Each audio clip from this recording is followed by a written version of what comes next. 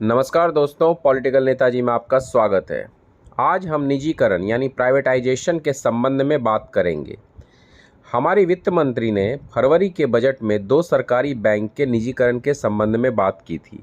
अब अच्छी खबर यह निकल के आ रही है कि जिन दोनों bank, central bank of India और आईओबी के प्राइवेटाइजेशन की बात चल रही है, उसके बारे में यह कहा जा रहा है कि सरकार अपनी पूरी हिस्सेदारी इसमें से बेचने नहीं जा रही है। पहले यह खबर निकल के आ रही थी कि अपनी पूरी की पूरी हिस्सेदारी सरकार बेच देगी, लगभग 100 की 100%। यानी जैसे एयर इंडिया का केस हुआ वैसा ही लगभग, और एयर इंडिया का केस सफलतम प्राइवेटाइजेशन का केस अभी तक माना जा रहा है। आगे जो होगा वो बाद में देखा जाएगा। लेकिन इसमें 26% अपने पास रखने का विचार कर रही है, और यह जो विचार सरकार के मन में अचानक आया है वह निवेशक और बाजार स्थिति को ध्यान में रखकर किया गया है।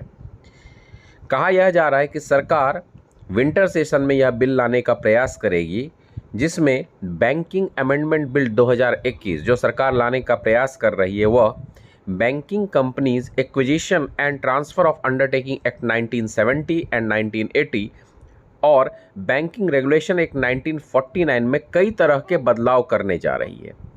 केंद्र सरकार का इन दोनों बैंक में लगभग 90% के आसपास हिस्सेदारी है, जिसे कम करने की योजना है।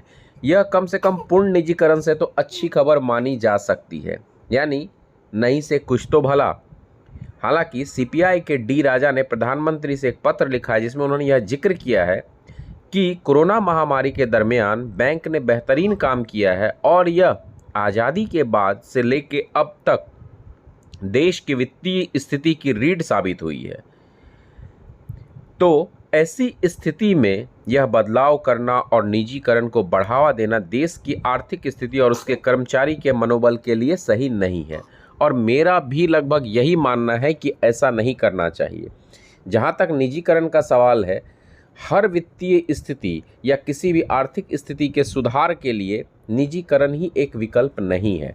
अगर आपको अपने देश की अर्थव्यवस्था को सही करना है तो निजीकरण एक विकल्प नहीं होता। कई देश जो विकसित हैं वहाँ कई ऐसे संस्थान हैं जो स्टेट ओन्ड हैं और सरकारी संस्था के रूप में ही सफलतम रूप में कार्य कर रही है। जब आपकी सरकारी संस्था रहती है तो उसके ऊपर आपका नियंत्रण भी सही तरीके से रहता है और आप अंकुश भी लगा सकते हैं, जैसा आप निजी संस्था के साथ नहीं कर सकते हैं। उसके साथ साथ उसके कर्मचारियों का भविष्य भी लटक सकता है। इन सारी चीज़ों को ध्यान रखते हुए अगर सरकार निजीकरण के फैसले पे थोड़ा अमेंडमेंट लाते हुए कुछ बेहतर सोचे तो ज़्यादा अच्छा माना जाएगा, कर्मचारियों के हित में भी और ग्राहकों के हित में भी। वैसे भी प्राइवेट जितने भी बैंक हैं कुछ उतना अच्छा प्रदर्शन तो कर नहीं पा रहे हैं, दिन ब दिन घोटाले पे घोटाले सामने ला रहे हैं।